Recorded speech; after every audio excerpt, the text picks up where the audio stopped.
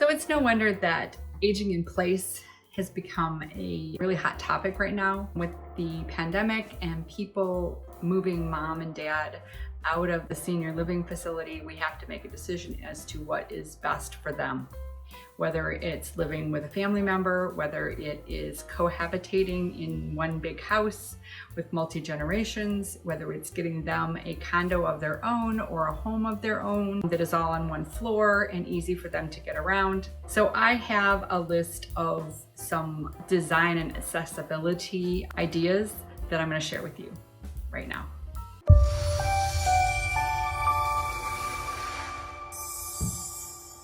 So home designers have begun to acknowledge that there's a certain expertise that they need for this particular facet of home design. We have to make sure that people can keep their dignity.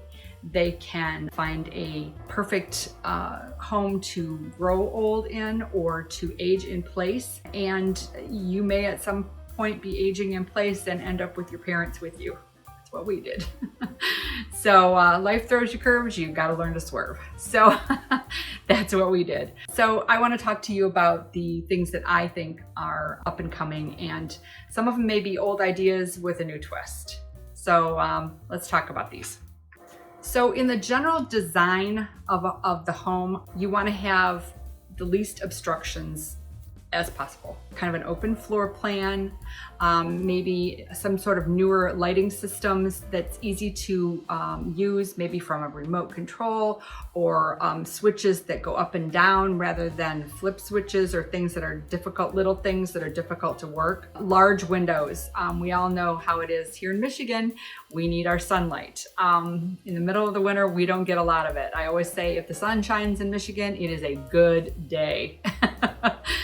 So the other thing is colors and ways of differentiating the depth of a step, or just depth perception in general.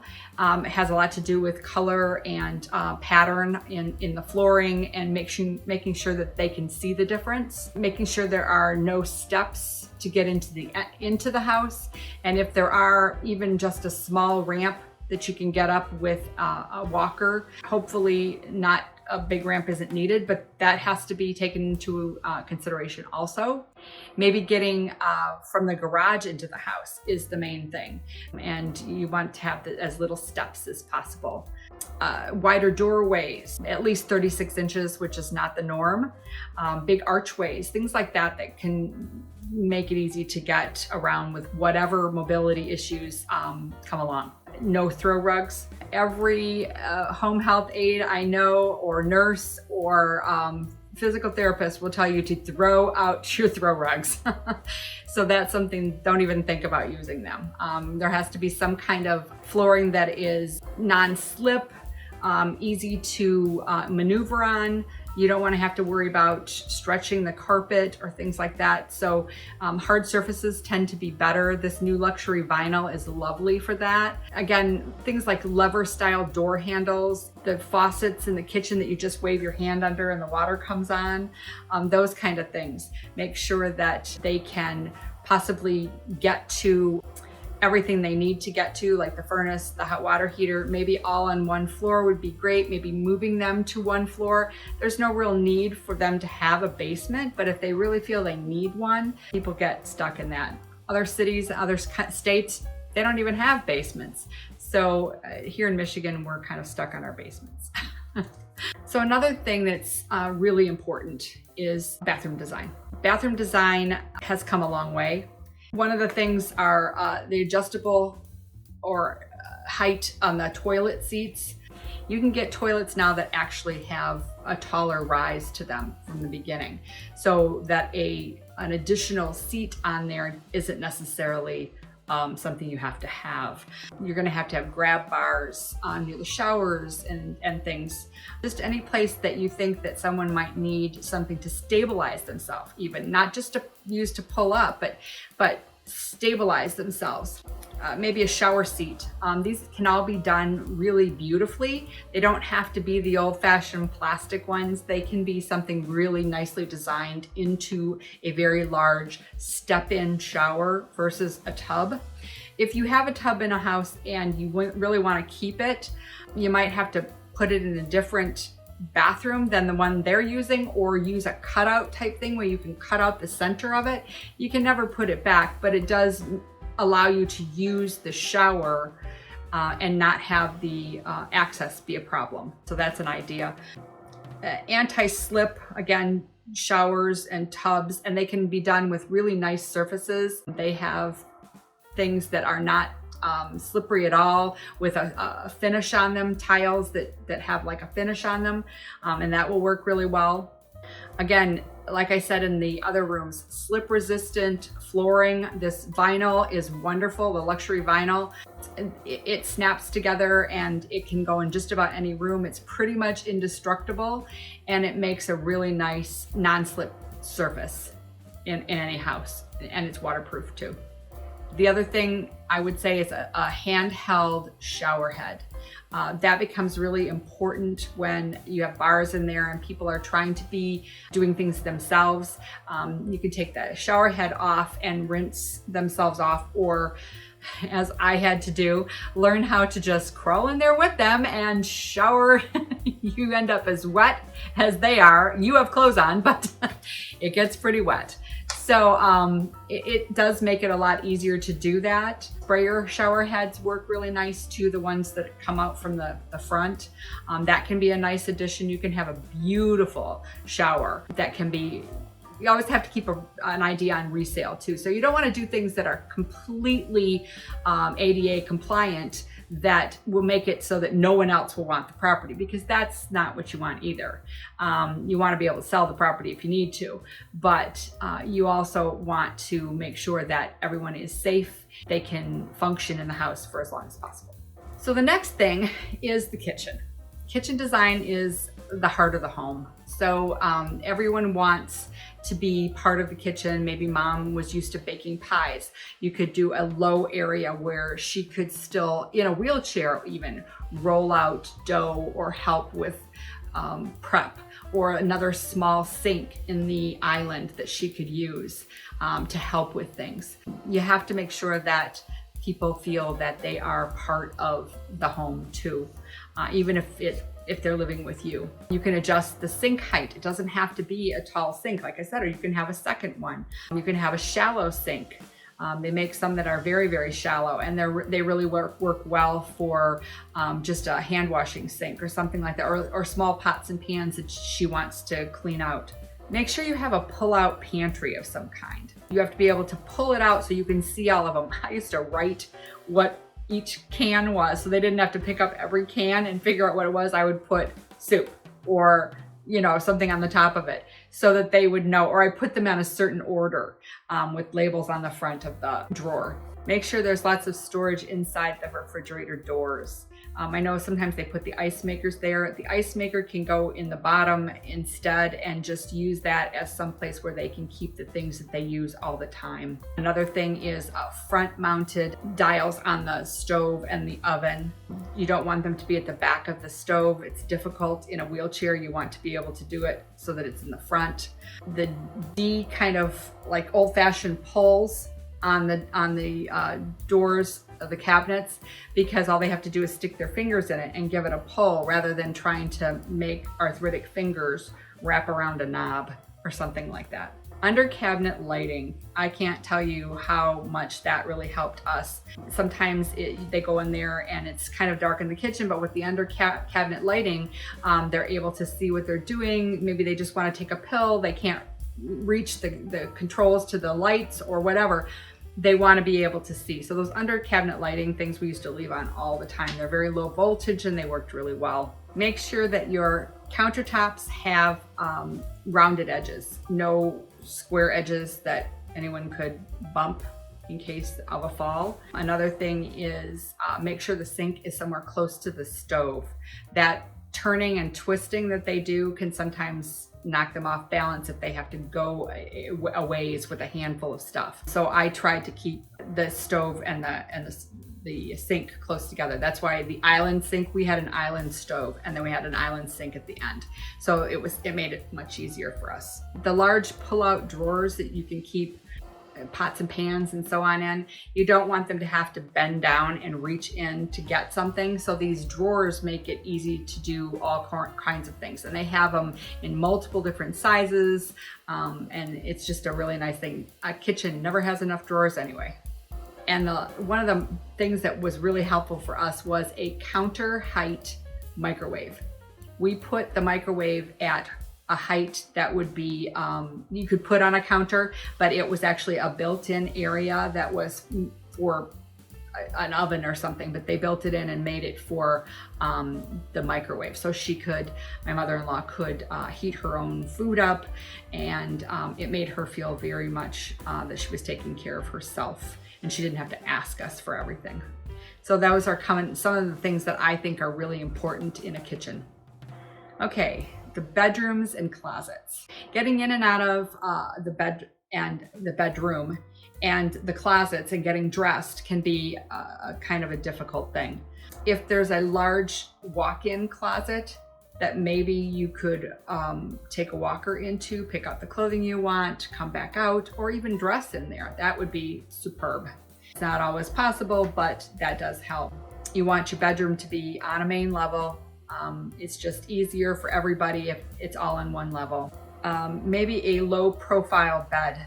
I know those really deep mattresses are the thing, or were the thing, but some of these new memory foam mattresses and things that they have that are very good for people with bad backs or with bad knees or whatever work really well, and they're not as deep. So you want that rise on that thing to be 20 to 23 inches from the top of the mattress to the floor. I mean, quite low. They're gonna have to get up off that bed without much to push them up. So remember that when you're doing it, okay? Try to make sure the nightstands are the same height as the bed, because they're going to be right next to it. They're going to have to get pills or water or something, and you don't want it to be too high or too low. It should be just about the same height.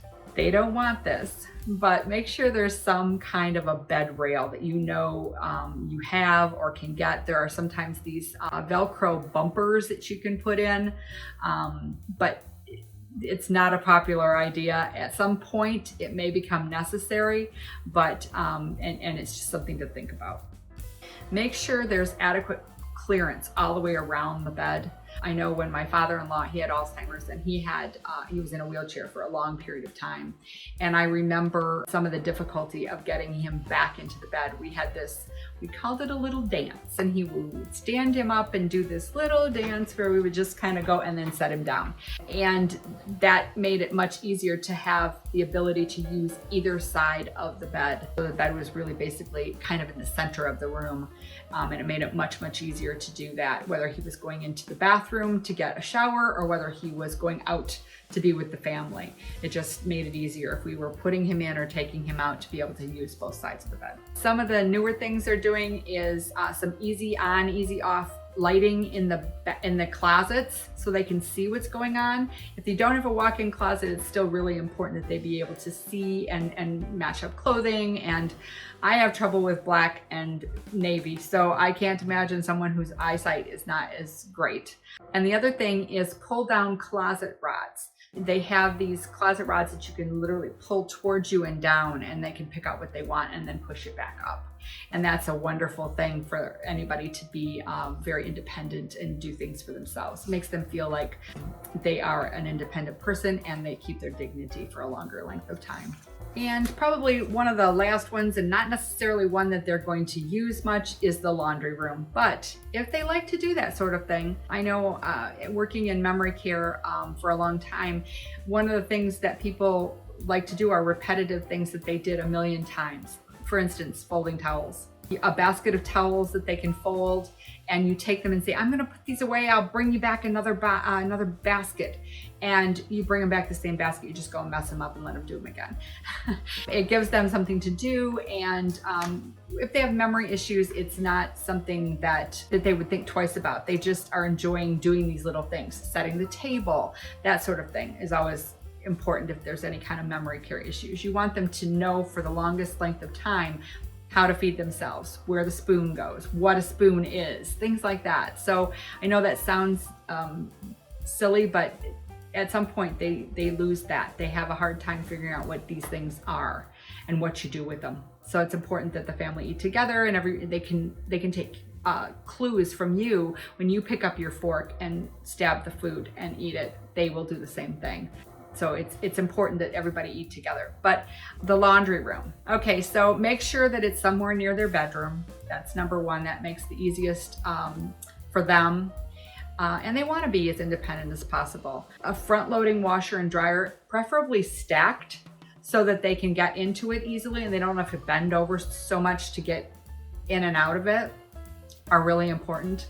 A washer and dryer that's raised maybe 12 inches on one of those little risers, that works really well underneath the bottom one, or underneath them both if you have them side by side. Make sure that it's easy to use and there's very easy to read dials, because as their eyesight is going, it's going to be more and more difficult for them to read really tiny writing. So just keep that in mind when you're doing it, and keeping things really simple. I used to try to make sure that whatever I bought, whether it was a coffee maker or I know when we bought our first Keurig, I bought the commercial one because all you did was stick the cup under it and hit the button.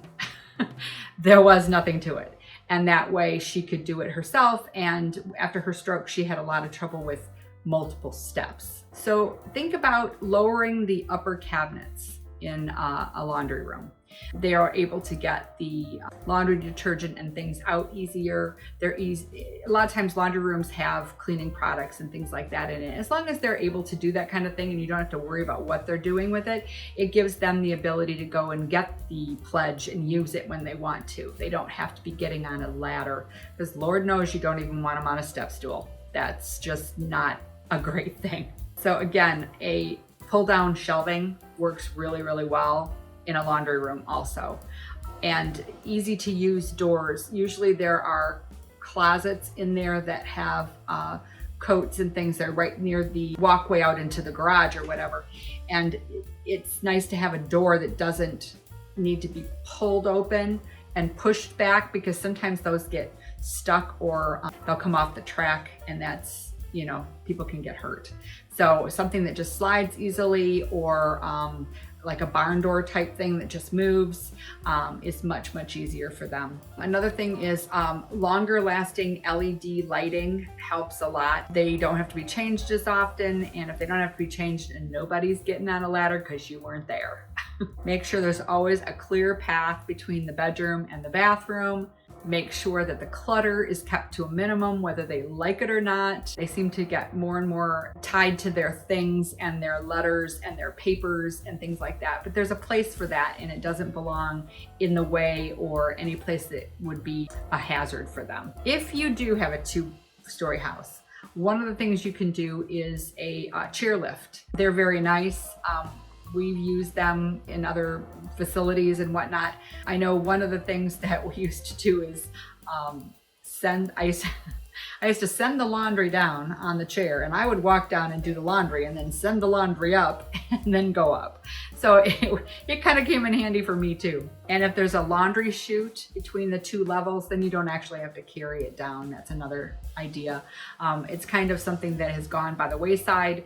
I understand some cities don't like them anymore because they're saying that if there's a fire in the basement, it's like a way for the fire to go straight up into the house. But you know, I personally think a laundry chute is a nice thing to have. We had ours built into a cabinet, so it always dropped into the cabinet with a door on it. So you just go downstairs, open the door, pull the things out, and stuff wasn't all over the floor. It was at like chest height, and I could just pull it out with storage underneath it. And outside, make sure it's easy to maintain. Get yourself a good landscaping company, easy to maintain shrubbery, somebody that's going to do the lawn. It doesn't make sense for them to worry about the lawn and landscaping. Just, you know, be able to go outside and sit on the patio and enjoy the day is a wonderful thing. So not worry about all the other stuff. Those are kind of the big things that I can think of that I have done in the past in our life that really made a difference. You have to keep an open mind, and it's day by day. So if you need other ideas, I have a list of things that you can download on my website, or you can watch another one of my videos, and I'd be more than happy to keep talking about my passionate project of senior housing. Thank you. Bye.